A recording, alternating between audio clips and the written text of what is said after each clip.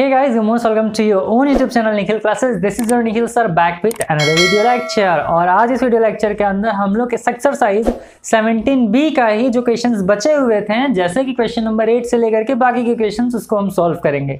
देखिए question number 8 करने के लिए मैंने देखिए यहाँ पर बहुत सारे स्क्वायर लिखे हैं। तो आप कहोगे कि सर पाइथागोरस थ्योरम में आपने स्क्वायर क्यों लिया है, या फिर ट्रायंगल चैप्टर में आपने स्क्वायर क्यों लिया है? इसलिए लिया है क्योंकि आपको पाइथागोरस थ्योरम तो पता है ना क्या होता है, hypotenuse square is equals to perpendicular square plus base square. तो कहीं ना कहीं हमें स्क्वायर करना है, और इस चैप्टर को बहुत ज़्यादा क्रिटिकल और लेंदी बनाने के लिए क्या किया गया है कि आपको बड़े बड़े डिजिट्स दिए गए हैं, कुछ पॉइंट्स में दिया गया है, कुछ बड़े डिजिट्स दिए गए हैं जिससे आपको टाइम लगे करने में। बट मैं आपको केवल यही सजेस्ट करूंगा, सिंपल सा आपको एक काम करना है। अब आप कहोगे कि सर ये बताइए मैं 126 का कैसे लर्न करूं, अब आप कहोगे सर मुझे ये बताइए मैं 125 का कैसे लर्न करूं। नहीं करना है, सिंपल सा एक चीज़ सुनिए। आपका एक्सरसाइज जो 17B है वही मेन है, और वहीं से पाइथागोरस में जो भी क्वेश्चंस आने होंगे आएंगे। तो आप इसी तरीके से मेरे तरह क्या कर लो, सारे स्क्वायर्स को लर्न कर लो। जैसे जो जो स्क्वायर दिया हुआ है आपके बुक में, ये तो मैंने हालांकि 2 ही क्वेश्चंस लिखे हैं क्योंकि मुझे वो कुछ और समझाना है, बट क्या दिया हुआ आपके बुक में, केवल और केवल यही स्क्वायर्स दिए हुए हैं। तो आप क्या कर लो, इसको याद कर लो। कितना टाइम लगेगा करने में? मुश्किल से 10 मिनट। अब मैं आपसे ये तो कह नहीं सकता कि भाई तुम 1000 तक स्क्वायर लर्न कर लो ना, तो अब मैं कह सकता हूँ ना ही आप कर सकते हो, इसलिए मुझे कहना बने। तो सिंपल सा तरीका क्या है कि आपको केवल और केवल इन सारे जो डिजिट्स दिए हैं उसका जो स्क्वायर है उनके स्क्वायर को आपको कर लेना है। क्लियर है? उम्मीद कर रहा है आपको समझ में आया होगा। अब देखिए कह रहा है कि determine if a triangle with sides of the given length is a right triangle. Right triangle का मतलब पता है आपको कि एक एंगल 90 डिग्री होना चाहिए, और पाइथागोरस थ्योरम के लिए आपको ये कंडीशन भी लगाया जाता है कि आपका जो एक एंगल है वो 90 डिग्री होना चाहिए, उसी को राइट एंगल कहते हैं। तो determine if a triangle with sides of the given length is a right triangle if the triangle is not a right angled, say whether it is acute angled और obtuse angled. अब भाई right angle, acute angle, obtuse angle क्या होता है, और question number 8 में क्या determine करने को कह रहा है? तो सिंपल सा एक कंसेप्ट समझो आप। 3 वैल्यूज दी हुई है ना, 1 2 एंड 3, 1 2 एंड 3, 3 वैल्यूज दिया गया, तो आपको क्या कर लेना है,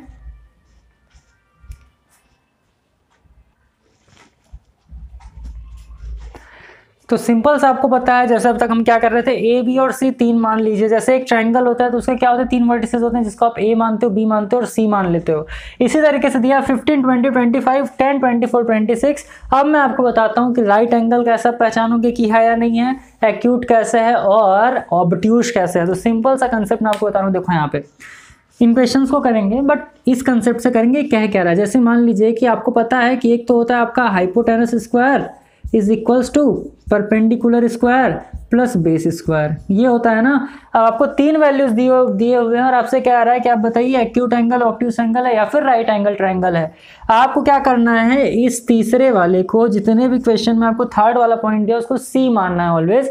यानी हम इसको क्या लिख सकते हैं, C square is equals to B square plus A square. Clear है? यानी आपको क्या मान के चलना है सर कि सी मतलब हाइपोटेनस, बी मतलब परपेंडिकुलर और ए मतलब बेस। क्लियर है?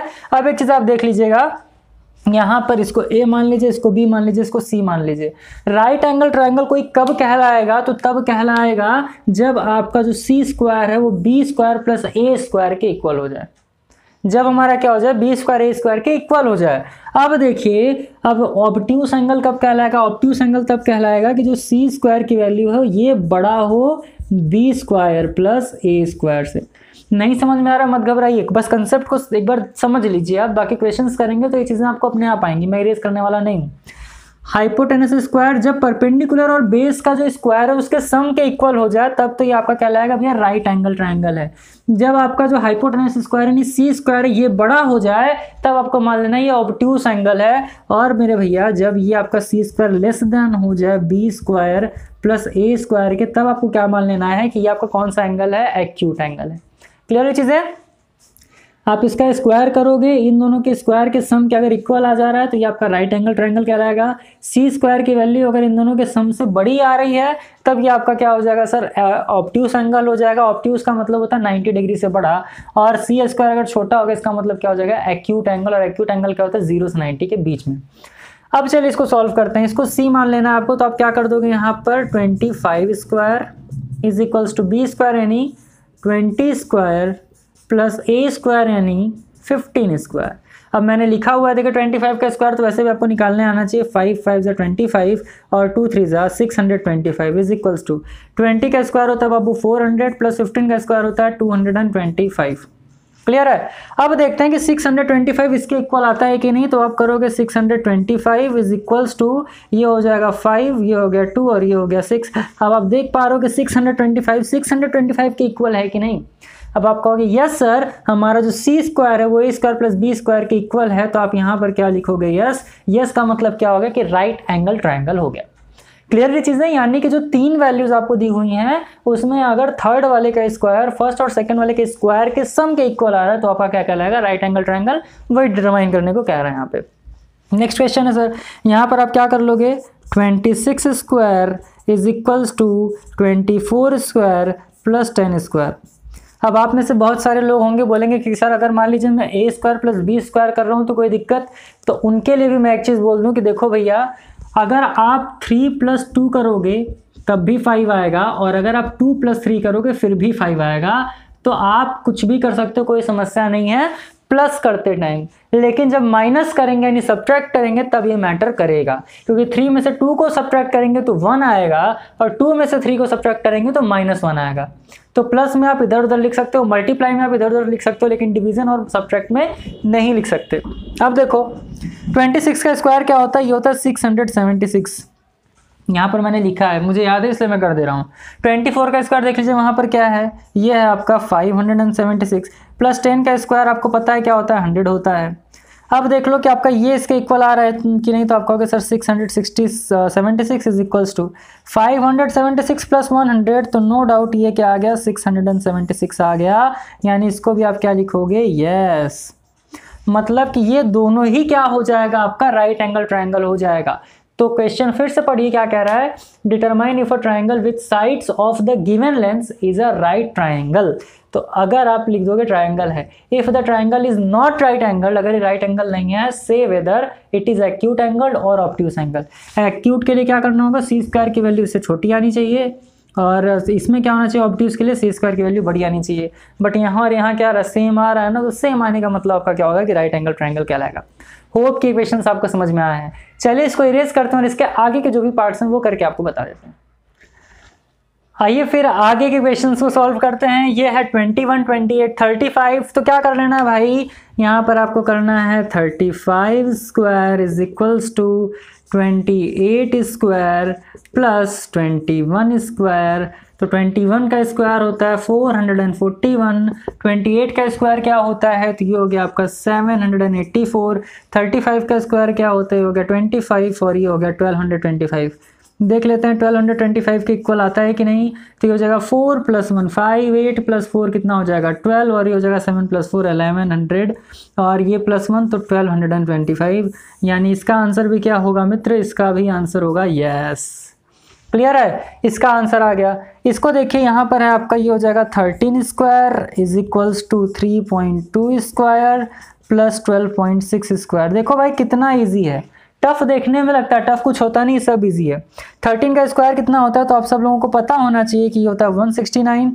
3.2 यानी 32 का स्क्वायर कितना होगा भाई, मैंने नहीं लिखा है यहाँ पे, 10.24 क्या हो जाएगा 10.24 प्लस 12.6 का कितना हो जाएगा 12.6, यहाँ पर लिखा हुआ है 158.76। 158.76 देखिए ये मैटर कर सकता है, देखते हैं इक्वल होता है कि नहीं। 169 is equals to 4 + 6 10, 2 + 7 9 + 1 10, carry 1 point लगाते हैं, 8 + 1 कितना हो गया 9, और 15 + 1 देखो ये भी आ गया आपका 169। तो पॉइंट के बाद कितना भी जीरो है फर्क नहीं पड़ता, पॉइंट के पहले वैल्यू लेते हैं। तो 169 इज इक्वल्स टू 169, इसका मतलब क्या होगा भाई, ये भी हो गया आपका यस। यानी कि इसका जो स्क्वायर है इन दोनों के सम के स्क्वायर का इक्वल है, यानी ये भी आपका क्या हो गया राइट एंगल ट्रायंगल। मैंने यहाँ पर लाइन इसलिए की ड्रॉ किया है क्योंकि पॉइंट के बाद कितना भी जीरो है फर्क नहीं पड़ेगा। अगर आपके पास में 500 रुपीज़ है तो 500 ही रहेगा, 500 के बाद आप लगा तो 500.00000, बट रहेगा 500 ही मेरे भाई। क्लियर है, तो ये हो गया। हाँ था 5th क्वेश्चन क्या कह रहा है, तो आप यहाँ पर कर दोगे 12.5 का स्क्वायर। देखो यहाँ पर क्या था 12.6 था, यहाँ 12.5 आ गया, इज इक्वल्स टू 11.7 का स्क्वायर प्लस क्या हो जाएगा 4.5 का स्क्वायर। कर दो, 12.5 का स्क्वायर कहाँ है? तो ये है आपका 156.25, 156.25 इज इक्वल्स टू 11.7 का स्क्वायर कहाँ है? 136.89 प्लस 4.5 का स्क्वायर कितना होगा? तो ये होगा 20.25, 20.25 करो इसको सॉल्व, तो ये हो जाएगा आपका 156.25 इज इक्वल्स टू 5 + 9 कितना हो जाएगा? 14 हो जाएगा, जो कि इसके इक्वल नहीं है। इसका मतलब ये हो गया आपका। देखते हैं अब एक्यूट है कि ऑब्ट्यूस है, यही समझ में आ गया। 5 + 9 14, 8 + 2 10 + 1 कितना आ गया? 11 आ गया। ये हो गया आपका 7 और ये 13 + 2 यानी कि 157.14। ये क्या आ गया? 156.25 और ये कितना आ गया? 157.14 आ गया। यानी कि आप कह दोगे सर कि जो सी स्क्वायर है ये लेस देन क्या है? ये लेस देन है ए स्क्वायर प्लस बी स्क्वायर के, या कह सकते हो B square plus A square के से कम है। इसका मतलब आप यहाँ पर क्या लिखोगे? पहली चीज़ तो आप यहाँ पर लिखोगे नो। और ये कौन सा एंगल है सर? तो आप कहोगे कि सर ये है एक्यूट एंगल ट्रायंगल। अगर ये बड़ा होता तो ऑब्ट्यूस हो जाता, छोटा है तो एक्यूट एंगल ट्रायंगल। समझ आ रही है बात किस तरीके से करना है? बस यही करना है। तो क्वेश्चन नंबर 8 का first, second, third, fourth yes था, फिफ्थ वाला नो आ गया। सिक्स वाला देख लेते हैं क्या होता है। राइट एंगल होता है, फिर ये भी कुछ और ही होता है। तो यहाँ पर लिखेंगे 73 square is equals to 48 square plus कितना है? ये हो जाएगा आपका 55 स्क्वायर। तो 73 स्क्वायर कहाँ लिखा हुआ है? देखो नीचे लिखा है 5329, 5329 इज इक्वल्स टू 48 स्क्वायर कितना हो गया? 2304 प्लस 55 का स्क्वायर 5 5 से 25, 6 5 से 30। देख लेते हैं इक्वल होता है कि नहीं। तो ये हो जाएगा आपका 5329 इज इक्वल्स टू 5 + 4 9, ये आ गया 2, 23 + 30 कितना हो जाएगा? तो ये हो जाएगा आपका 53। तो 5329 इज इक्वल्स टू 5329 आ गया। इसका मतलब ये भी क्या हो जाएगा? यस, यानी कि ये भी हो जाएगा right angle triangle.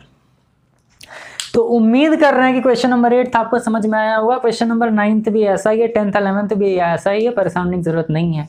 So hope कि क्वेश्चन नंबर 8 आपको अच्छे से आया होगा। और बस आप इन चीज़ का ध्यान रखिएगा कि कहीं से भी अगर उठा करके स्क्वायर पूछ दे तो ये आपको लर्न होना ही होना चाहिए। एनी हाउ आपको ये स्क्वायर्स लर्न होने चाहिए, बस यही करना सिंपल करने के लिए। और ये तो था वो क्वेश्चन नंबर 8। चलिए उम्मीद करते हैं चीज़ें समझ में आई होंगी। इसको इरेज करते हैं और बाकी क्वेश्चन आपको सॉल्व करके बता देते हैं। अब क्वेश्चन नंबर 9 में देखिए आपसे क्या कह रहा है? कैलकुलेट द लेंथ ऑफ, यानी कि आपको लेंथ फाइंड करना है। पहला ए बी, दूसरा बी सी, यानी ए बी फाइंड करना है और आपको बी सी फाइंड करना है। ये 27 सेंटीमीटर कंप्लीट दिया कि बस इतना दिया है भाई? तो 27 सेंटीमीटर, इधर है 48 सेंटीमीटर, ये आपका दिया हुआ है 48 सेंटीमीटर। भाई सिंपल है, देखो परपेंडिकुलर बेस हाइपोटेनस निकालना है, परपेंडिकुलर बेस हाइपोटेनस निकालना है। तो जाहिर सी बात है, ये देखो 36 सेंटीमीटर जो है ना, ये परपेंडिकुलर की वैल्यू है। अब आपसे कह रहा है आपको ए बी फाइंड करना है भाई, तो हाइपोटेनस स्क्वायर क्या करोगे सॉल्यूशन में? सॉल्यूशन यहाँ पर लिखिए ए, यहाँ पर लिखेंगे hypotenuse square is equals to perpendicular square plus base square. अब हाइपोटेनस स्क्वायर यानी कि ए बी, आपसे ए बी पूछा तो आप यहाँ पर लिखोगे A B square is equals to perpendicular square यानी कि 36 स्क्वायर प्लस बेस स्क्वायर यानी कि ये वाले की बात कर रहे हो आप, तो ये क्या हो जाएगा 27 स्क्वायर। सॉल्व कर लो तो ये हो जाएगा A B square is equals to 36 का स्क्वायर 1296 प्लस 27 का स्क्वायर कहाँ पर लिखा है आपने भाई? 27 का स्क्वायर है 729। अब लिख दीजिए A B square is equals to, दोनों को ऐड करेंगे तो 9 + 6 कितना हो जाएगा? 15 हो जाएगा। फिर अगर बात कर लें माफ़ करिएगा 16 - 9 करेंगे ना, 16, क्योंकि बड़े वाले अरे यार प्लस करना है भाई, चलो ठीक है कोई बात नहीं, गलतियाँ हो जाती हैं। प्लस करना है कोई भी कहीं भी कर लो, मेरा माइनस करना है। 6 + 9 कितना हो जाएगा? 15 हो जाएगा, कैरी आ जाएगा 1। 2 + 9 11, 11 + 1 कितना हो जाएगा? 12 हो जाएगा। फिर 12, फिर ये कितना बचा है? कैरी 1 बचा है 8, 12 और 8 कितना हो जाएगा? 2025। ध्यान से देखिए, फिर से ऐड करिए 9 + 6 15, कैरी 1, 9 + 2 11 + 1 12, कैरी 1, 12 + 8 कितना हो जाएगा? 20। अब आपको पता है A B is equals to, जब स्क्वायर हटता है तो रूट हट जाता है, 2025। और आपको पता है कि 2025 किसका स्क्वायर होता है? तो मैंने पहले ही आपको ऑलरेडी बता लिखा है, ये आपका स्क्वायर हो जाएगा 45 का। किसका? 45 का, क्योंकि 5 5 से 25, 4 5 से 20, तो ए बी की लेंथ कितनी आ गई? ये आ गया 45 सेंटीमीटर। ये कितना आ गया सर? ये आपका आ गया 45 सेंटीमीटर। सेम इसी तरीके से सेकंड वाला क्या कह रहा है? BC आपको फाइंड करना है। तो BC फाइंड करने के लिए आप क्या कर लोगे भाई? फिर से यहाँ पर लगा दोगे हाइपोटेनस स्क्वायर, मैं डायरेक्ट कर रहा हूँ तो आप कर लेंगे BC square is equals to perpendicular square यानी 36 स्क्वायर प्लस बेस स्क्वायर यानी कि 48 स्क्वायर। अब क्या कर लेना है भाई? एक चीज़ ध्यान दीजिएगा कि आपको एग्जाम में ये नहीं मिलेगा, आपको लर्न करके जाना होगा। और मैंने कंसेप्ट बता दिया, ट्रिक बता दिया कैसे करोगे आप। ये हो जाएगा आपका BC square is equals to 36 square, कितना आया था भाई अपना? 1296 प्लस 48 स्क्वायर कितना हो जाएगा? तो 48 स्क्वायर हो जाएगा 2304। अब कर लीजिए तो ये हो जाएगा आपका BC square is equals to 9, 6 plus 4 कितना हो जाएगा? 10, 9 और ये हो जाएगा आपका 10, ये हो जाएगा 5 प्लस 1 6 और ये हो जाएगा आपका 3 यानी 3600। और आपको पता है BC is equals to root 3600 किसका स्क्वायर होता है? तो आप कहोगे सर 60 का स्क्वायर होता है। तो ये वाला कितना आ गया? ये आपका आ गया 60 सेंटीमीटर। तो ये तो था आपका क्वेश्चन नंबर 9th का first and second part, sorry first का A और B वाला पार्ट, ये सब पार्ट बोलते हैं इसको ना। तो 9th के फर्स्ट का सब पार्ट आ गया आपका आंसर। फर्स्ट का 45 सेंटीमीटर, सेकंड का आ गया 60 सेंटीमीटर। क्या करना था? बस ये लगाना था hypotenuse square, perpendicular square plus base square. Same यही काम यहाँ भी करना था। स्क्वायर जब हटता है तो यहाँ पर रूट आ जाता है, तो ये आपका आ गया वैल्यू 60। तो 27 centimetre, 36 centimetre, 45 centimetre, 48 centimetre, 36 centimetre, 60 centimetre. देखिए यहाँ पर कितना सिंपल सा आपको दिया हुआ है स्क्वायर रूट में 3600 का और 2025 का, तो आपको पता ही है कि क्या होता है। तो ये सारी चीज़ें थी और क्वेश्चन नंबर 9th में मैं उम्मीद कर रहा हूँ कि फर्स्ट पार्ट आपको समझ में आया होगा। सेकंड में यहीं पे कर देता, बट थोड़ा सा बड़ा करते हैं ना, क्या जरूरत है छोटा करने का। सेकंड में आपको प्रूफ करना है। क्या प्रूफ करना था सर? लिखा है कि proof that triangle ABC is a right angle. भाई ABC आपको बताना है कि राइट एंगल ट्रायंगल है और कैसे है। तो चलिए फिर टाइम ज़्यादा ना लगाते हुए इसको इरेज करते हैं और सेकंड वाले पार्ट को भी सॉल्व करके आपको बता देते हैं। अब देखिए सर, जो सेकंड वाला पार्ट है वो कह रहा है प्रूफ दैट आपका जो ट्रायंगल ABC है वो राइट एंगल ट्रायंगल है। तो इससे पहले क्वेश्चन नंबर 8 में भी हमने यही किया था, क्योंकि आपसे पूछ रहा था कि बताओ राइट एंगल ट्रायंगल है कि नहीं। उसमें क्या किया था? 3 वैल्यूज दी हुई थी, आपको क्या कर देना था? Hypotenuse square is equals to perpendicular square plus base square.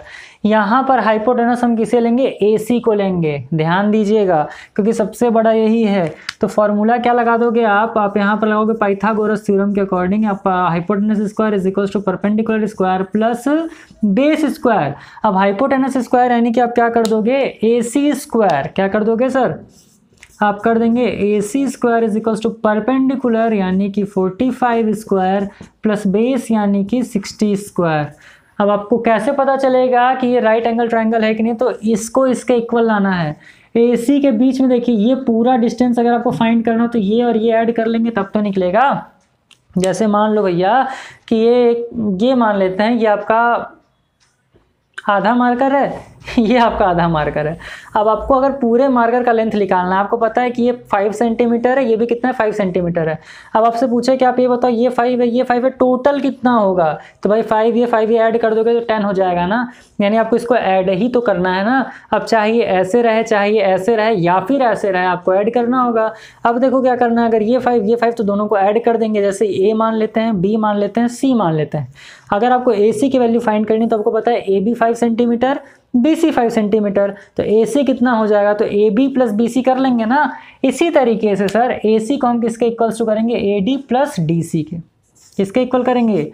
AD plus DC के इक्वल कर देंगे। और देखिए AC स्क्वायर है तो हम क्या कर देंगे? पहले यहाँ पे ध्यान समझिएगा, हम कर देंगे AD प्लस DC का होल स्क्वायर, क्योंकि इसका स्क्वायर है ना। तो AD प्लस DC का होल स्क्वायर, ये क्या हो जाएगा आपका? ये हो जाएगा आपका 45 का स्क्वायर। यहाँ पर चलो एज इट इज़ लिख लो एक बार और, 45 स्क्वायर प्लस यहाँ पर कर लीजिए 60 स्क्वायर। AD की वैल्यू कितनी? 27 प्लस DC की वैल्यू कितनी? 48, इसका होल स्क्वायर कर लीजिए। 45 का स्क्वायर कितना हो जाएगा? तो ये हो जाएगा 2025 प्लस 60 का स्क्वायर कितना हो जाएगा? ये हो जाएगा 3600। दोनों को ऐड कर लीजिए तो 8 प्लस 7 कितना हो जाएगा? ये हो जाएगा 15। ये हो जाएगा आपका 75 स्क्वायर इज इक्वल्स टू, दोनों को ऐड कर लेंगे तो 5 2, ये हो जाएगा 6, सॉरी हो जाएगा 5। अब 5625 होगा, देख लेते हैं 75 का स्क्वायर मैंने यहाँ पर लिखा है कि नहीं लिखा है तो कोई बात नहीं, इसका स्क्वायर निकालने का मैंने ट्रिक बताया था। 5 5 25 और 8 7 जा 5625 इज इक्वल्स टू 5625। इसका मतलब क्या हो गया सर, इसका मतलब साफ साफ हो गया कि आपका जो AC स्क्वायर है ये AB square plus BC square के इक्वल है, यानी कि hypotenuse square is equals to perpendicular square plus base square. और यहाँ से ये प्रूफ हो जाता है कि ये आपका क्या है, राइट एंगल ट्राइंगल है। तो जब भी आपसे इस तरीके से पूछे तो आप क्या लिख लोगे, इस तरीके से सॉल्व करके यहाँ पर लिखेंगे हेंस प्रूफ्ड। फिर से देखिए क्या करना था, ये पूरा लेंथ निकालना था तो आपने क्या किया, इसका और इसका सम करके स्क्वायर कर दिया।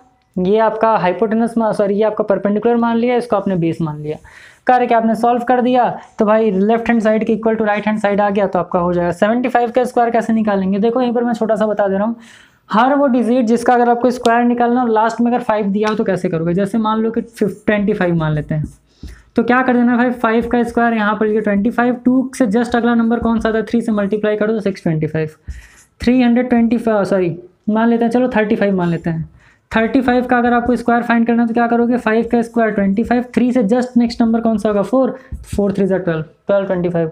अब मान लेते हैं आपको निकालना है 45 का स्क्वायर, तो क्या कर लोगे भाई, 5 5 25, 4 का जस्ट अगला नंबर क्या हो जाएगा 5, तो 20 25, 50 चलो 65 मान लेते हैं, या चलो 95 का स्क्वायर मान लेते हैं। 95 स्क्वायर निकालने के लिए क्या करोगे, 25 और 9 का जस्ट अगला नंबर 10, तो 9 10 9025 करके देख लीजिएगा। इस तरीके से स्क्वायर निकालते हैं। तो अगर लास्ट में 5 है तो देख लेते हैं, 5 5 25, 8 7 56।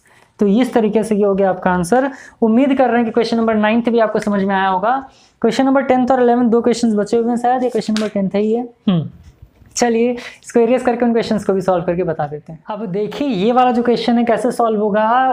क्वेश्चन तो है, ग्राफ दिया हुआ है, उसके अलावा ये ग्राफ्स दिए, देखिए सीजर बना हुआ है, तो मैं सीजर नहीं बनाया हूँ, मैं केवल ट्रायंगल बनाऊँ क्योंकि आपको मतलब केवल ट्रायंगल से ही है। एग्जाम में भी आपको नहीं बनाना है क्योंकि वो ऑलरेडी बना हुआ है अगर आएगा तो। Calculate the lengths marked with letters in figures first to fourth. 4 figures दिए हुए, मैंने 3 ही किया, फोर्थ वाला भी मैं इसके बाद कर दूंगा। अब कह रहा है कि मार्क जो लेटर्स है उसको करना है। अब देखो भाई ये B है, ये H है, ये H है, सब में आपसे परपेंडिकुलर पूछ रहा है, सब में परपेंडिकुलर पूछ रहा है।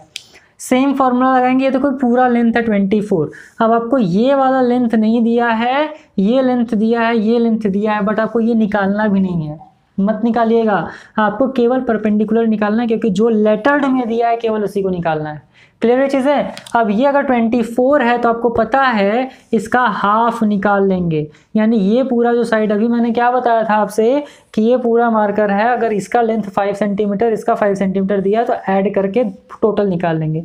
अब टोटल दिया हुआ है, अब क्या दिया, अब टोटल दिया हुआ है, अब आपको क्या करना है, एक को निकालना है। तो ये देखिए टोटल दिया हुआ है, आपको किसी एक को निकालना है, तो आप क्या करोगे, इतना प्लस इतना, तो टोटल हो गया। अब टोटल दिया है तो एक निकालने के लिए क्या करेंगे कि टोटल का हाफ कर देंगे। जैसे अगर ये 10 सेंटीमीटर का है मान लेते हैं तो इसका हाफ कर देंगे तो 5 सेंटीमीटर। ये मान लेते हैं 12 सेंटीमीटर का है और 12 का अगर हाफ कर देंगे तो क्या हो जाएगा, एक ही हो जाएगा ना भाई। तो 12 का अगर हाफ कर देंगे कितना हो जाएगा, 6 सेंटीमीटर। तो अगर ये 24 सेंटीमीटर दिया है तो अगर केवल इसका हमें निकालना हो तो क्या हो जाएगा, ये हो जाएगा आपका 12 सेंटीमीटर। देखिए ये आपका हो जाएगा 12 सेंटीमीटर, ये 12 सेंटीमीटर, ये टोटल 24। ये 7.2 सेंटीमीटर है, अगर इसका निकालना हो तो 7.2 का हाफ होगा 3.6 सेंटीमीटर। ये 12 सेंटीमीटर है, हमें क्या निकालना है, केवल इधर वाला निकालना है, तो हाफ हो जाएगा 6 सेंटीमीटर। अब फाइंड करिए, तो हाइपोटेनस स्क्वायर यानी 21.8 square is equals to perpendicular square यानी B square plus base square यानी कि 12 स्क्वायर।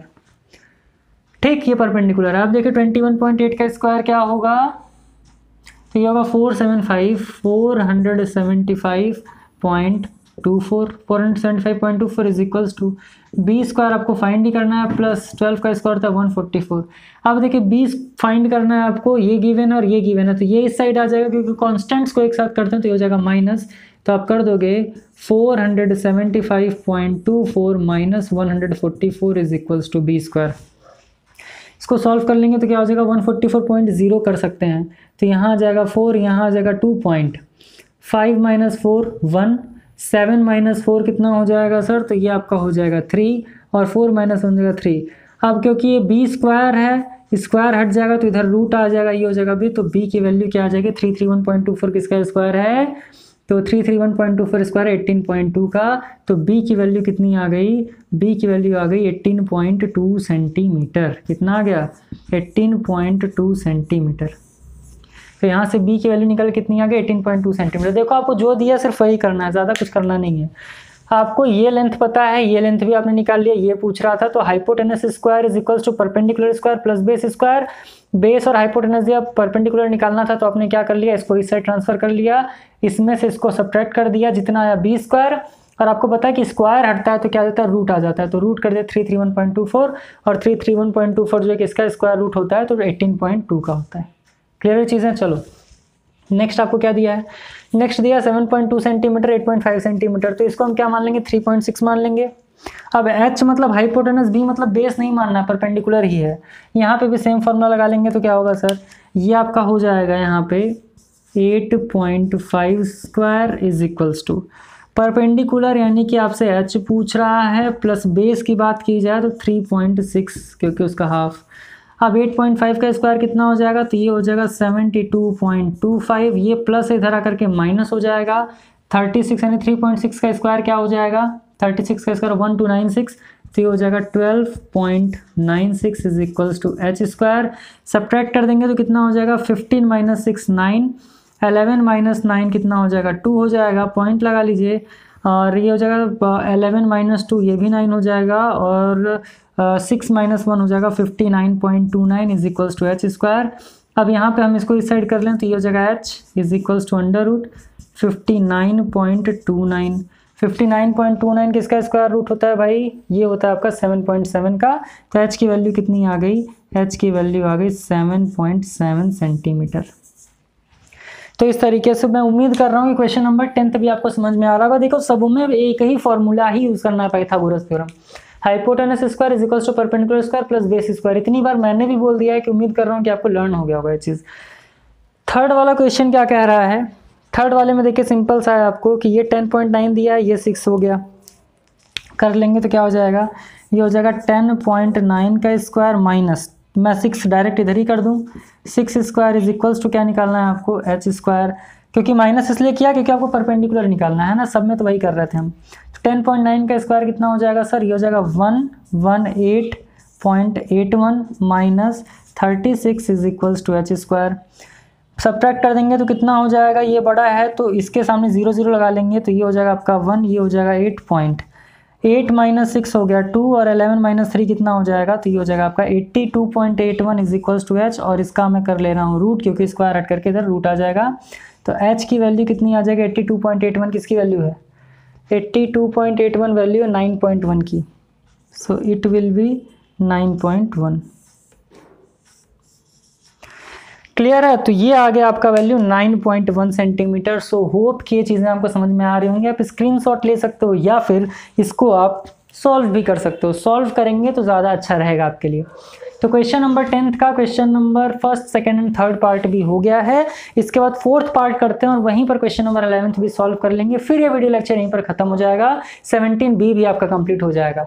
और मेरे भाइयों परेशान मत होइए, अगर आप हमारे चैनल पर नए हैं तो आपका पहली बात मोस्ट वेलकम है।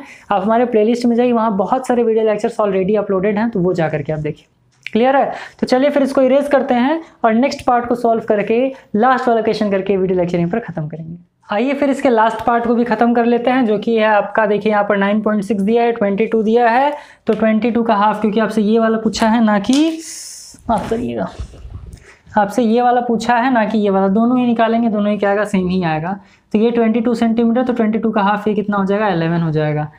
निकाल लीजिए भैया, कैसे निकालेंगे, हाइपोटेनस स्क्वायर। हाँ ये देखिए, ये तो परपेंडिकुलर आपका यहाँ पर गिवन है, ध्यान से देखिएगा। ये आपका क्या हो गया, बेस हो गया, ये परपेंडिकुलर है, ये हाइपोटेनस है, तो यहाँ पर आपको दिया है हाइपोटेनस स्क्वायर, परपेंडिकुलर स्क्वायर यानी कि 9.6 स्क्वायर प्लस बेस स्क्वायर यानी कि 11 स्क्वायर। तो ये हो जाएगा X square is equals to 9.6 square क्या होगा, 92.16 प्लस 11 का स्क्वायर होता है 121। X square is equals to क्या हो जाएगा, ये हो जाएगा 16, ये कितना हो जाएगा 2 + 1 3, और ये आपका कितना हो जाएगा 9 + 2 11, और ये हो जाएगा 213.16। 213.16 किसका वैल्यू है सर? 14.6 के स्क्वायर का है। तो x is equals to under root क्या कर देंगे? 213.16 कर देंगे। तो x की वैल्यू कितनी आ जाएगी? 14.6। So it will B 14.6। So hope कि आपको समझ में आया होगा। ये तो था आपका क्वेश्चन नंबर 10 का पूरा पार्ट, और 10th में इतनी सारी चीज़ें थी। और चलिए इसको इरेज करते हैं। जो लास्ट वाला क्वेश्चन है भाई उसको भी सॉल्व कर लेते हैं, उसके बाद ये वीडियो लेक्चर और ये एक्सरसाइज 17 भी यहीं पर खत्म। क्वेश्चन नंबर 11 को देखिए, सॉल्व करते हैं, जो कि है given that √3 is equals to 1.732। देखते हैं इसका ज़रूरत पड़ता है कि नहीं। Find the altitude of an equilateral triangle whose one side measures 6 centimetre. मेरे भाई इक्विलैटरल का मतलब मैंने आपको बताया हुआ है। इक्विलैटरल का मतलब कि तीनों जो साइड है वो कितना हो जाएगा? 6 सेंटीमीटर 6 सेंटीमीटर 6 सेंटीमीटर। क्लियर है? 6 6 6।